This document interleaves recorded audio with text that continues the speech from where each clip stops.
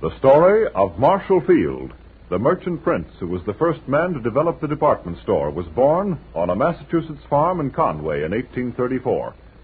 Marshall Field had his share of farm work and, disliking it, took a job as clerk in the store of Deacon Davis in Pittsfield when but 16. Our story opens in 1856.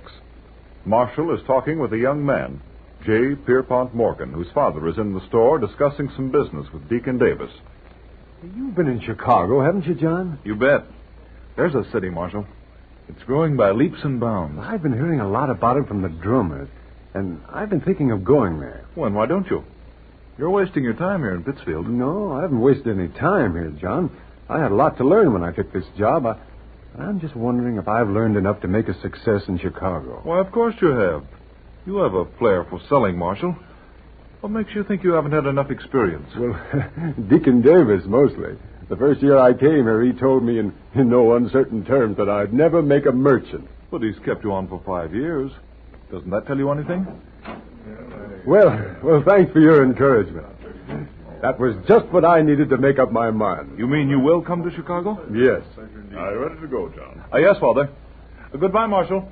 I'll be looking for you in Chicago. You bet. Well, goodbye. Goodbye.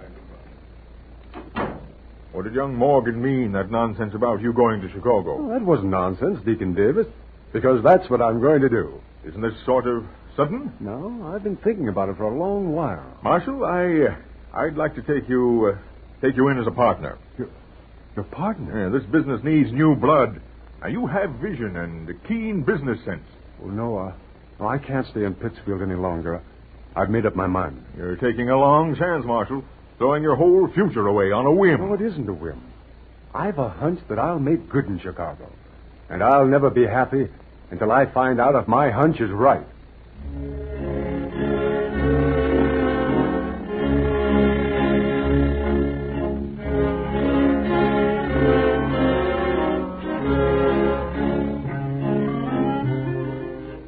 Marshall Field had less than $1 in his pocket when he finally obtained a job in Chicago with Cooley, Farwell and Company. His salary for the first year was only $400, and Field managed to save half of that amount by sleeping in the store.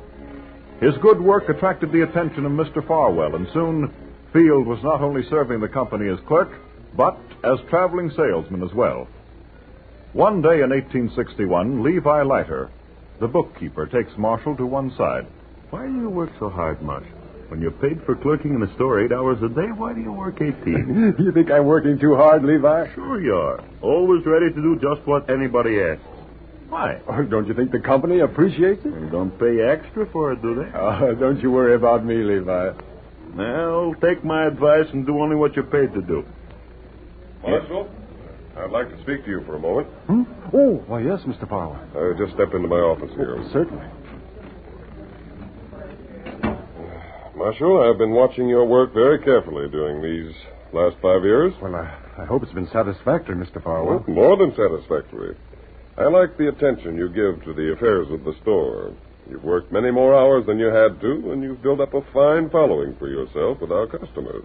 Well, I'm glad to hear it, Mr. Farwell. I believe that you have the true merchant instinct, that you live for that instinct alone, and that you'll never lose it. Well, I won't, sir. I like people too well, like studying out the best way to serve their requirements. I believe in you, and because of my belief, I'm going to lend you $100,000. What? So you can buy in with us. Marshal, I'm making you junior partner and general manager of the store. Junior partner? General manager? Oh, Mr. Farwell, I don't know what to say. Well, just continue to give the firm the same excellent service as a partner that you did as an employee. I'll have the necessary papers ready for you to sign tomorrow morning. Oh, yeah. Yes, of course. Well, thanks. Yeah, thank you again, Mr. Farwell. Well, thank yourself, Marshal. You're the one who's really responsible for this opportunity. That'll be all, my boy. Yes, sir. Partner. General manager. So why are you talking to yourself? Did Mr. Farwell want you to work 24 hours a day instead of 18? Levi, I've just been made junior partner and general manager of the store. You've just been made... What? And just a minute ago, you were telling me that my work wouldn't pay. Now what do you think, Levi? What do I think? What do I think? From now on, I'm working 24 hours a day.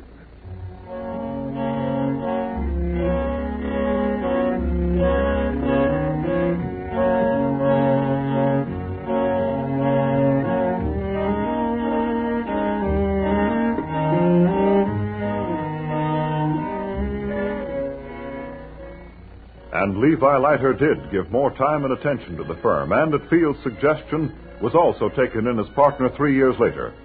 From the money they made on their partnership with Farwell, Leiter and Field bought an interest in another firm and began the expansion program that made their store famous.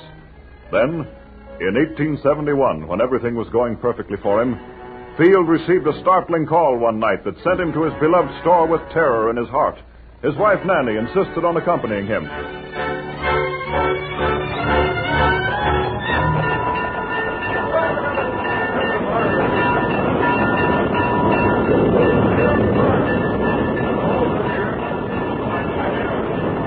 Oh, Marshall, our beautiful store. The thing you've worked most of your life for, going up in flames. Oh, you shouldn't have come, Nanny. And let you face it alone? I should say not.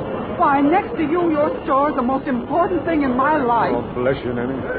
I wonder how soon I can build another store. Build another? Well, you didn't think I was going out of business because of this fire, did you? Oh, but Marshall, why, the whole city's in flames. It'll be months before business will be Oh, resumed. it mustn't be that long. People need something to give them courage. If there was only some building that had escaped the fire. Oh, look! Look! There go the walls!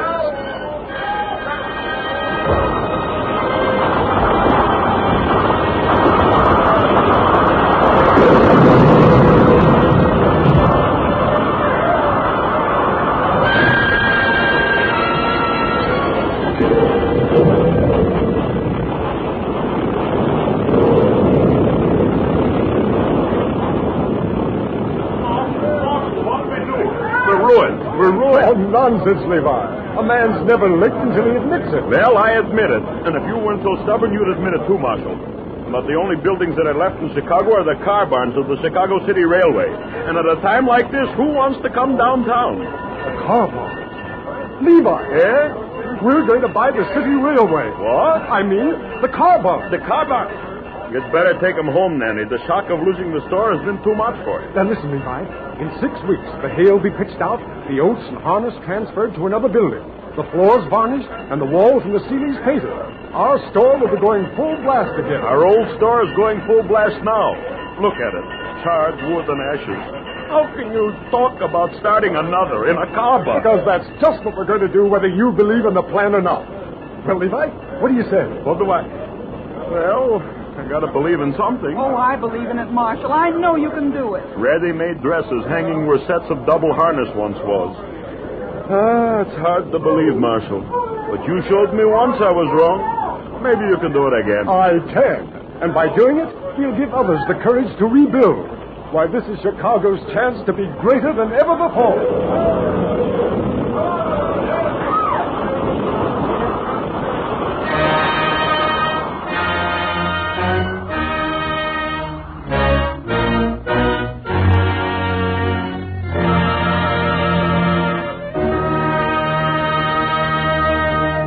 True to his prediction, Marshall Field was in business again 6 weeks later and more successful than ever.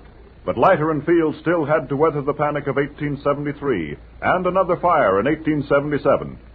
Field's habit of always keeping a large bank balance allowed them to carry safely through. A new building was rented, but the lease not yet signed. One day, Leiter came into the office. Marshal, about that lease on the new building. Yes? What's holding it up? I want to sign it so we can move in. Well, I wanted the owner to change some things first. Oh, foolishness.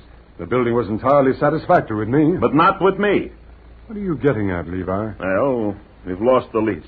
What? Yes, another firm got Well, it. they got it because you dallied around wanting this and that changed. I had a right. I'm your partner. You had no right. You liked the building as much as I did in the beginning, and you wanted to show your authority and dictate. But I... Success has made an autocrat of you, Levi. I've seen the change coming on. Never mind what you see. What are you going to do? Buy the building from the owner, obtain a release from the firm that leased it, and gradually buy up the rest of the block. I'm taking no more chances. It'll take too much money. I refuse. You refuse? Absolutely. Well, then the time has come for us to sever our partnership. If you're unwilling to risk your share of the business and expansion, withdraw by all means. I will. This time I won't follow your lead, Marshal Field, and we shall see who knows best.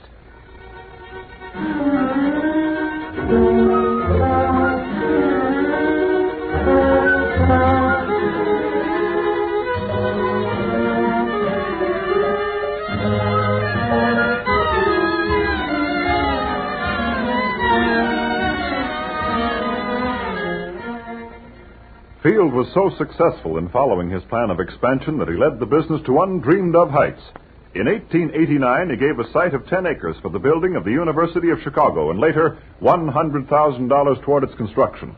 He gave $50,000 worth of land to the Chicago Home for Incurables, and in 1893, $1 million for the establishment of the Columbian Museum of Chicago.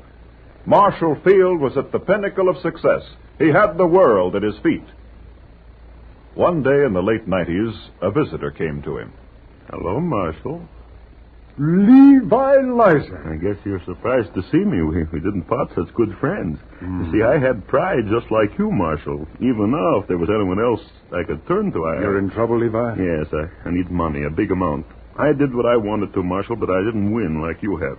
And now I stand to lose everything I've got unless I can sell some of my real estate. What property is it? The southeast corner of Madison and State Street. Mm-hmm. And the price? I need $2 million. $2 million? I know it's a lot, and you really owe me nothing, Marshal, but I came to you as a last hope. Levi, we've worked side by side for 18 years. Whatever later differences of opinion we had can't erase all those years of friendship. I'll buy your property. Oh, Marshal, you don't know what this means to me. How can